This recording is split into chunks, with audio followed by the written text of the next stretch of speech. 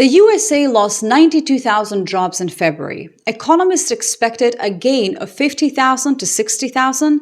Instead, the economy contracted, unemployment rose to 4.4%. This is the third time in 5 months America has lost jobs. While the US economy bleeds employment, European and Canadian economies are holding steadier. Trump's combination of tariffs and the Iran war is pushing America towards recession while leaving allies in relatively stronger positions. Here's how the data reveals America's self-inflicted economic damage and who benefits. I'm Elof Hauseville on YouTube. I have a PhD in computer science and I use data analysis to spot patterns in geopolitics and economics. The Bureau of Labor Statistics announced on Friday that the US shed 92,000 jobs in February. Previous months weren't as strong as reported either. January's figure was revised down from 130,000 to 126,000. December was revised from a gain of 50,000 to a loss of 17,000. With those revisions, 2025 was the first year to record 5 months of labor market contractions since 2010, when the economy was recovering from the great financial crisis. The losses were widespread. Healthcare lost 28,000 jobs, partly from a Kaiser permanent strike that sidelined over 30,000 workers in Hawaii and California. Healthcare has been the primary growth driver in payrolls. Now even that sector is contracting. Manufacturing lost 12,000 jobs. Economists expected a gain of 3,000. Construction lost 11,000 after gaining 48,000 in January.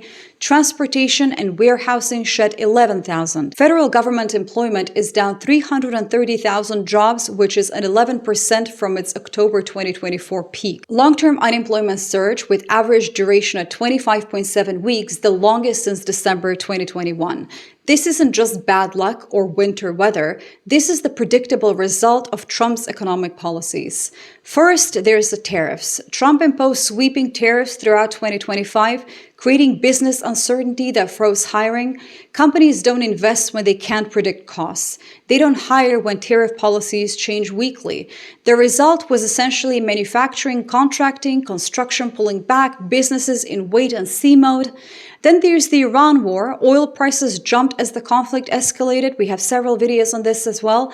Energy costs feed into everything: transportation, manufacturing, services. Higher input costs mean businesses cut elsewhere. That means jobs as well. Gasoline jumped 21 cents to $3.32 per gallon. Consumer spending gets squeezed. Retail sales dipped 0.2% in January when consumers pull back.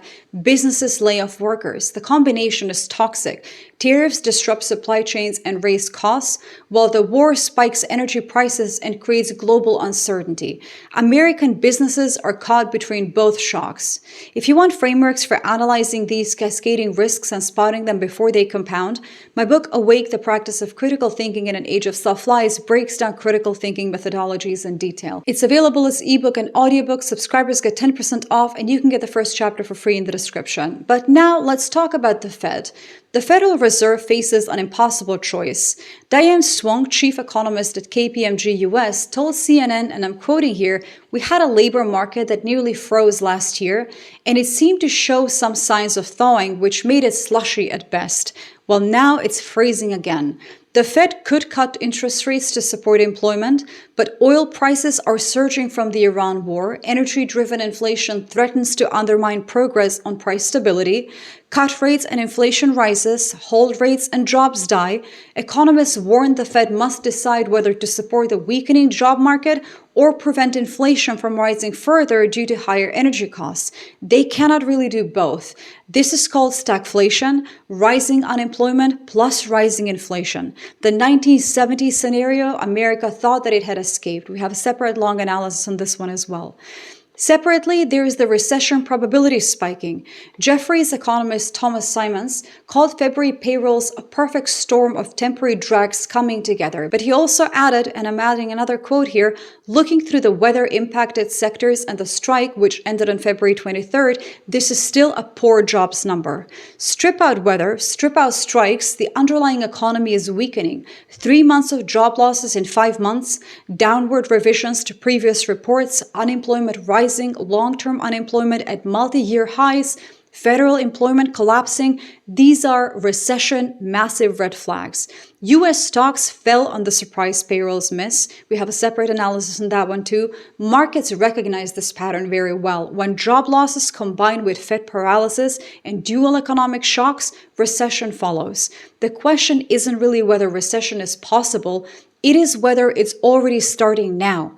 While America contracts, however, European and Canadian economies face challenges as well, but maintain relative stability. Europe's unemployment remains elevated and energy costs from the Iran war are hitting hard, but Europe isn't simultaneously fighting a tariff war with itself. European fiscal policy can respond. The ECB has flexibility that the Fed lacks. Canada faces similar pressures, but without the self-inflicted tariff damage. Canadian businesses aren't frozen by unpredictable trade policy. Canadian fiscal space exists for response. The key word is relative. When America enters a recession, it doesn't necessarily mean Europe and Canada boom. It means they're positioned better. Relatively stronger economies have competitive advantages. First, there's trade. American recession means collapsing demand for imports, but European and Canadian exporters can pivot to other markets, Asia, each other, emerging economies. American businesses locked into domestic dysfunction can't really do this. Second, there is investment flows. Capital seeks stability.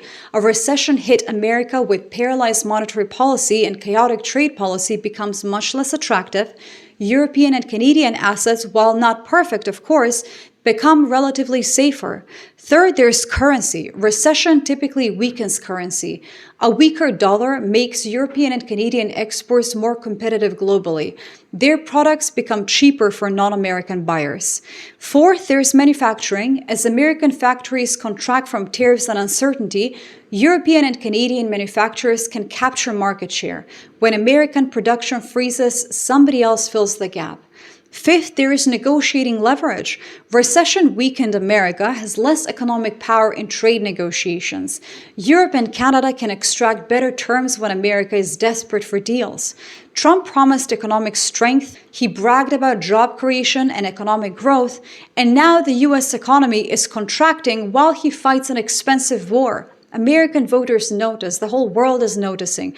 The economy has remained a mixed bag, in parts because of government shutdown and lack of clarity over Trump's tariff agenda, and now the brand new war that we're having. When Americans lose jobs while watching gas prices spike and their president rate his war 15 out of 10, political consequences follow. European and Canadian leaders aren't making those mistakes. They're not starting wars without economic planning first. They're not imposing chaotic tariff policies. They're not claiming victory while employment contracts. For more context on how economic instability is driving Americans to leave the country, check out the video on your screen right now about how millions are leaving the USA right now. So what's going to happen next? America shed 92,000 jobs in February. Previous months were revised down. Unemployment is rising. Long-term joblessness is at a multi-year high. The Fed is trapped between inflation and recession. Oil prices surge from the Iran war, tariffs freeze business investment. These are not temporary blips. These are structural problems from policy failures. Europe and Canada face challenges. Energy costs are real. Global slowdown affects everyone, but they're not committing economic self-harm through tariffs. They're not launching wars that spike oil prices while unemployment rises. Relative strength matters. When America contracts faster, European and Canadian competitive positions improve. Trade shifts, investment flows redirect, manufacturing opportunities open. Sometimes I see these kinds of headlines and I think, would I do that if I were president? And I instantly think, of course not. I probably want proper analysis of how tariffs plus war affect employment before implementing both simultaneously. Did that convince you to vote for me? Maybe drop it in the comments. For more background on how Trump's policies are triggering stagflation, check out the video on your screen right now about the USA entering its worst economic crisis since the 1970s. It is serious. Trump promised Americans strength. He delivered 92,000 lost jobs, rising unemployment, and recession probabilities spiking while fighting a very expensive war for the world. Meanwhile, Europe and Canada, despite their own challenges, maintain relative economic stability. That is not American exceptionalism. That is American decline through self-inflicted economic damage. And when America weakens itself, someone else gains the advantage. Thank you all so much for watching. Subscribe, and I'll see you in the next one.